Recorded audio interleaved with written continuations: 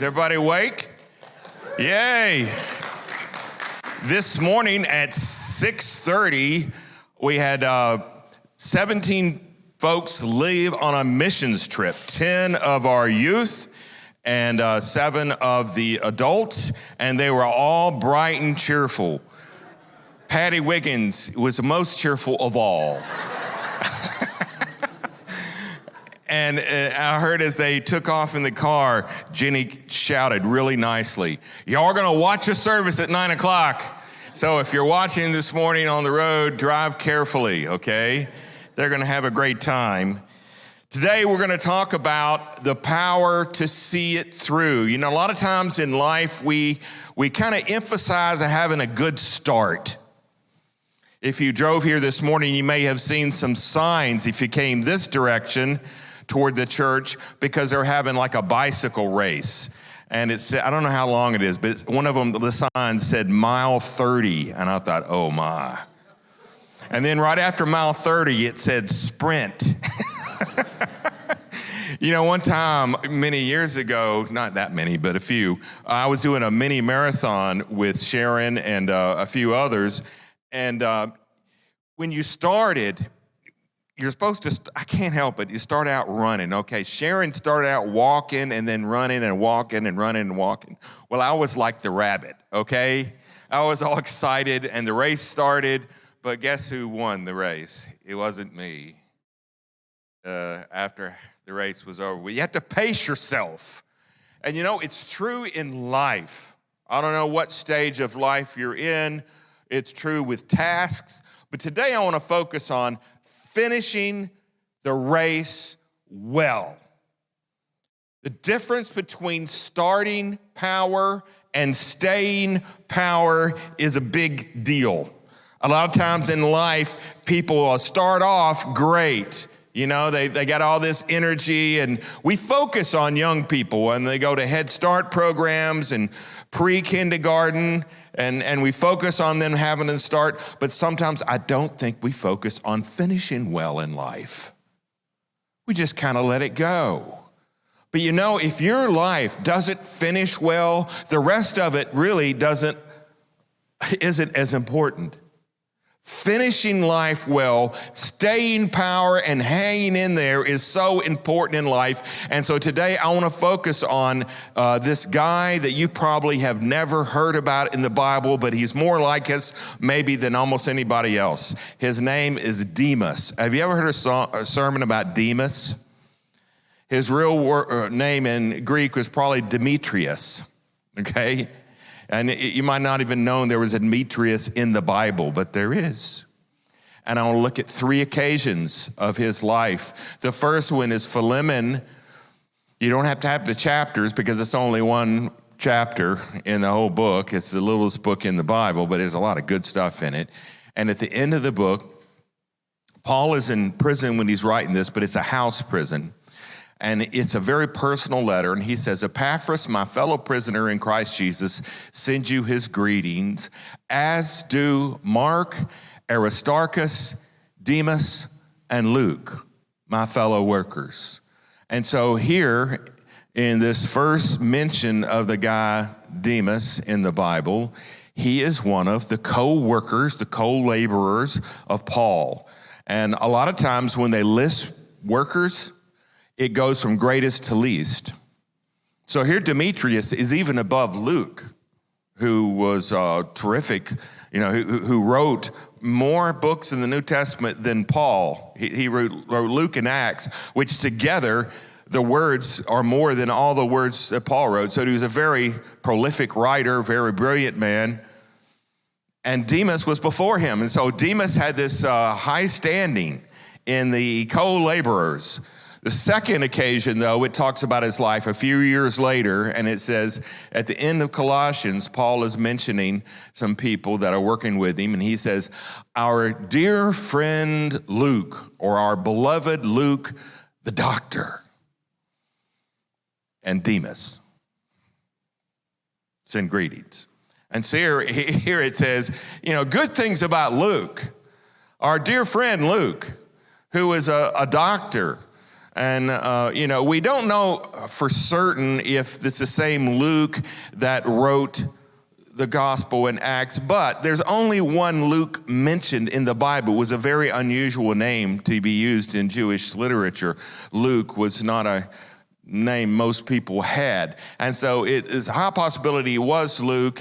And it's even interesting that in the Gospel of Luke, there's a story of this woman being healed, and it said before she's healed, many doctors tried to treat her and cure her, but only made her worse. Guess which gospel leaves that part out about the doctors? Luke. Maybe because he was a doctor and he didn't want to badmouth doctors. In other words, in any event, Luke was a doctor that helped Paul along in his life, and Paul had some kind of affliction. We don't know what it was. Perhaps it was his eyesight. Perhaps it was something else. But Luke, as a doctor, went along and helped Paul, and he also is his amanuensis. Do you know what that is? It's hard to say. It's someone who you dictate to and they write it down. Okay, and so Luke also wrote down a lot of the dictation of Paul, and he was a very good writer, a very educated man. And so he's put up really high here, but now it just says Demas. Okay, instead of Demas above Luke, it's just Demas. Now, the last letter Paul probably wrote in the Bible near the end of his life, he's in real prison in Rome now, and he says one of the last things he ever says, he says, "Do your best to come to me quickly, for Demas, because he loved the world, has deserted me and has gone to Thessalonica. Crescens has gone to Galatia and Titus to Dalmatia. Only Luke is with me. Get Mark and bring him with you because he's helpful to me in my ministry." And so here we have this verse about Demas that he said he loved the world and he deserted me. And so here Demas, if we had to plot his life, it would go down as a helper, as a co-laborer for Paul. He started off great, but he got worse and worse and worse. He had a fine beginning and a poor ending. And because of that, even though we identify with Paul and we identify with other people in the Bible, truth is, Demas is probably more like a lot of us than we like to admit. If you really want to know what Demas is like, sometimes look in the mirror. I mean, sometimes we start off well and we're passionate. I see this all the time in church. People start coming to church and they get really passionate about it, and I baptize them and they get into it. And then a few months later, I never see them ever again. And they're just gone. They just fade away. We have a fine beginning and a poor ending. But having a poor ending, we don't want to wind up like that. Luke, I think, was good friends with Demas. It mentions Luke and Demas over and over again in the few parts that Demas has in the Bible. And so I imagine that Luke and Demas were friends. And Luke includes a story in his gospel that's not in any of the other gospels. It's Luke 14:28 through 30. And Luke says this: "Suppose one of you wants to build a tower. Won't you first sit down and estimate the cost to see if you have enough money to complete it? For if you lay the foundation and are not able to finish it," can you imagine if he's talking to Demas with this story? "Everyone who sees it will ridicule you and say, 'This person began to build and wasn't able to finish.'" And it seems to me that's kind of like what happened to Demas here. He started out his life great. He's kind of like a ship leaving port with flags waving and people cheering, but when it goes out into the storms and hits the nor'easter, it doesn't make it. It founders, it sinks. Nothing matters much in human life without a good ending. Are you ready for a good ending in your life? Do you want to peter out like Demas? Are you going to be lovers of the world instead of lovers of God? And so what things can you do in your life, and what can I do in my life so that we don't have a poor ending? I mean, you want to finish the race on your feet, you know. You want to finish without petering out. Okay, so first, honesty, integrity. Honesty and integrity. To be a person, I mean, when you get older, you don't need to kind of come up with stories anymore. You should be secure with yourself. And if you have failures, if you have faults, just go ahead and be honest about them. Have integrity. Do you know what integrity? It comes from the word whole in Greek. You know, think of a pizza. And if you had a pizza and you just cut it and you moved one of the pieces, you would look at the pizza and it would not look right, okay? All my illustrations have to do with food. I don't know why. But to have integrity in your life and to do the things that you say to do, to be the person that you say that you're going to be, that is so important in life. I heard about the young girl who loved words, and she loved her daddy, and her daddy promised to come home with her that evening after work, and they were going to play Scrabble. You ever play Scrabble? Scrabble's a fun game. And she loved to beat her daddy in Scrabble. And so she was all excited. She pulled the chair up to the door, waiting for him to come home. 4 o'clock came, 5 o'clock came, 6 o'clock. She just waited and waited, kept checking and checking. He came home real late. And he walked in with even though he'd promised her that he would do this, he walked home in with a bunch of excuses while he was late, how busy he was at work, and that he was much too tired to play Scrabble now. And his daughter said, well, Daddy, can I ask you a question? He said, yes, honey. She said, how much do you make an hour? And he says, well, honey, that's really not, you don't have to be concerned about that. And she said, come on, Daddy, tell me how much you make an hour. And he said, okay, if you must know, I make $45 an hour. And she said, okay, Daddy, can I borrow $5? And he said, golly, honey, you cannot just borrow money all the time. No, I'm not going to give you $5. And then she ran upstairs, and then he thought about what had happened and him disappointing her. And so he went upstairs and he said, honey, I thought about it, and I'm going to give you $5. And he gave her a $5 bill, and she immediately said, oh, great, great. And she pulled out this jar of money she had, and she had several dollar bills, a few $5 bills, a $10 bill, and she put her change together. And he said, oh, if you have all this money, why were you asking me for $5? And she said, I've got it, Daddy. Here is $45 for an hour of your time. Are you a person of integrity? If you want to finish well, if you want to come into port well, you have to be a person of integrity and honesty. That you do what you say. I know we all have faults in that, but to be honest when you do fail, and to fess up to it, to don't come up with excuses, and to stay true. I guess you could say it's staying true to yourself.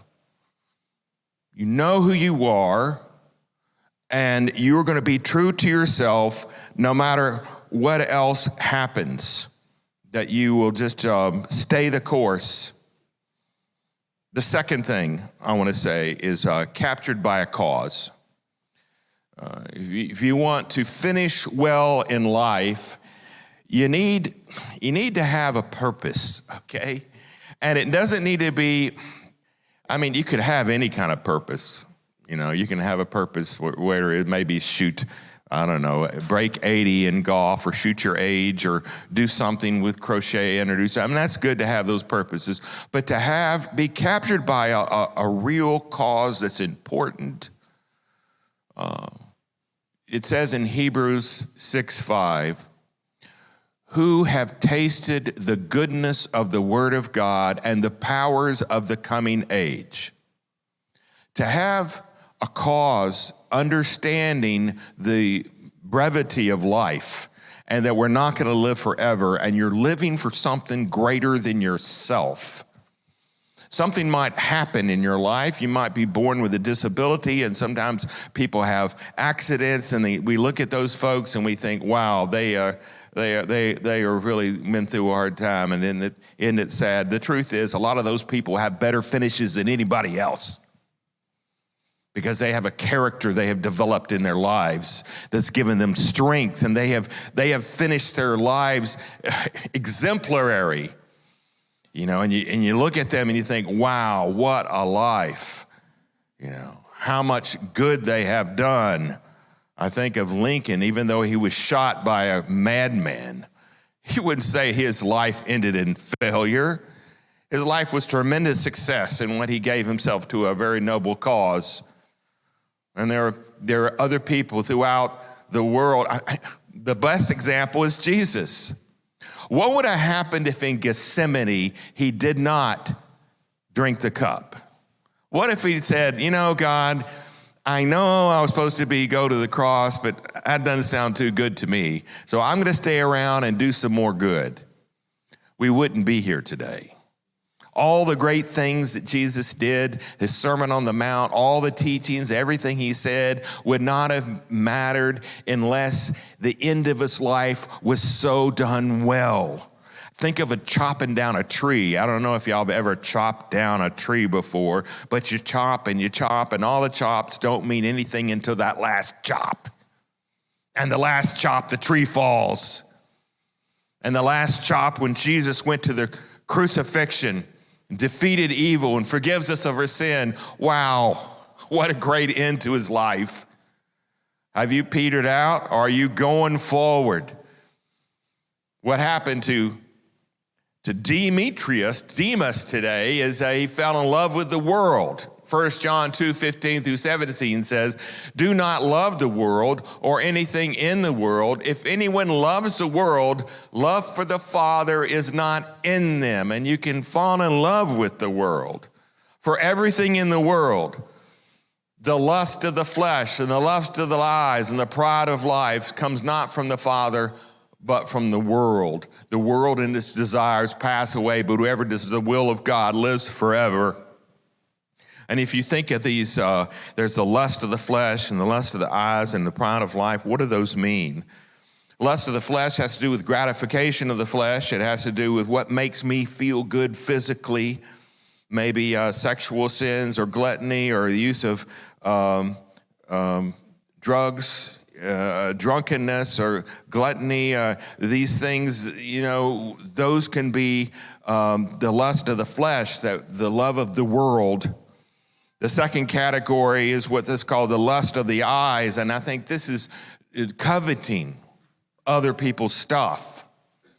And you can be drawn away. I wonder if that's what happened to Demas. I wonder if he looked at all the great things in Rome, and then he kept coming back to Paul, who was in a prison dungeon, and thought, you know, I don't know if I want to follow this guy.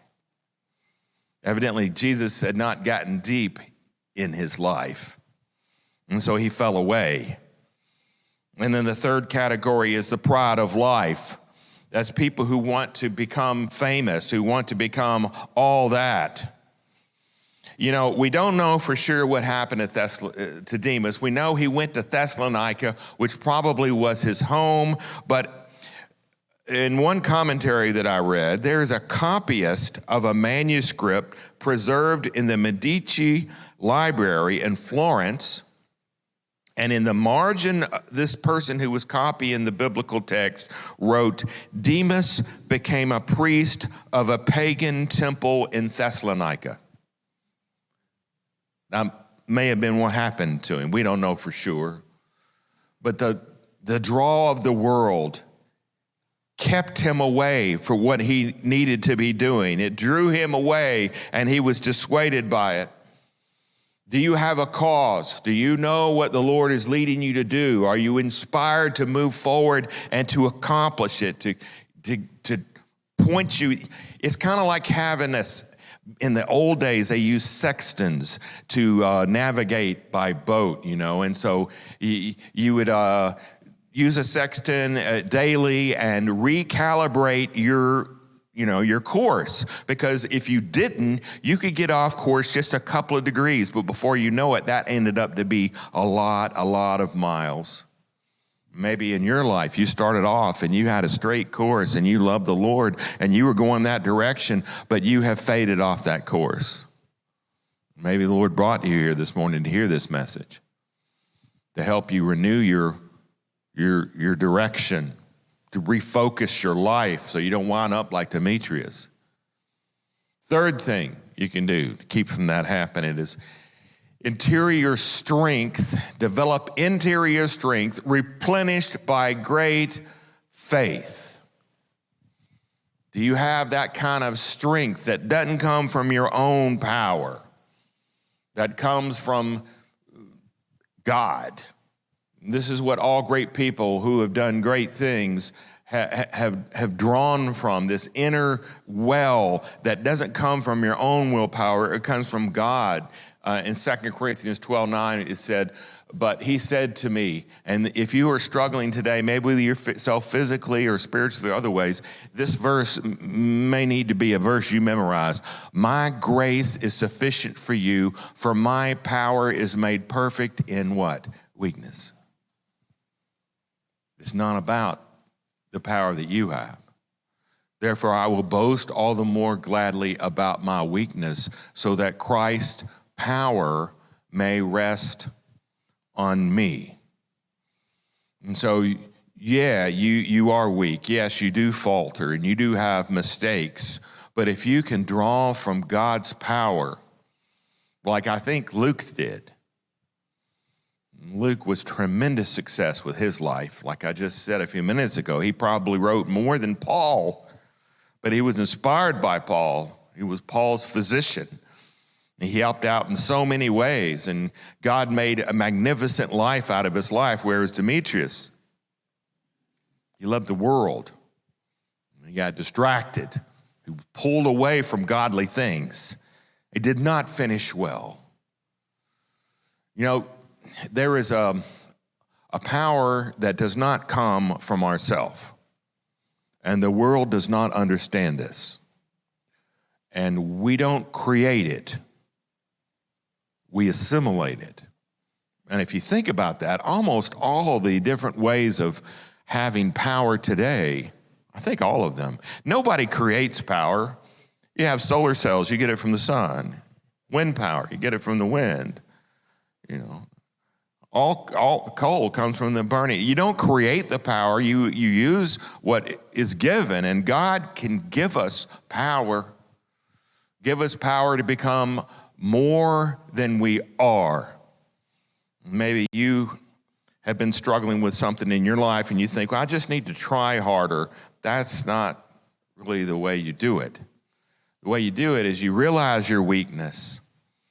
You realize the weakness and say, look, I know that I am weak in my life, but you can help me become strong.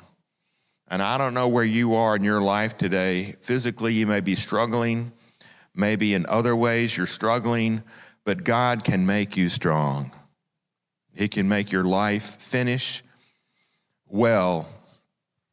I don't know a lot about classical music, but I started off as a music major. Music and classical music, especially with the greats, they'll have a repeating theme that starts off, like if you have a symphony, it starts off da da da da da da da da, and that theme goes throughout like an hour and a half of music in different ways. And then at the end of it, you think, well, they've said that over and over again. I can't imagine how they could ever do that one again. And then at the very end, it comes back like an army marching with flags. And it draws it all together, and you think, wow, what a tremendous ending. That's what God wants your life to be. Finish well. Don't be like Demetrius. Demas forsook me. Demas forsook me.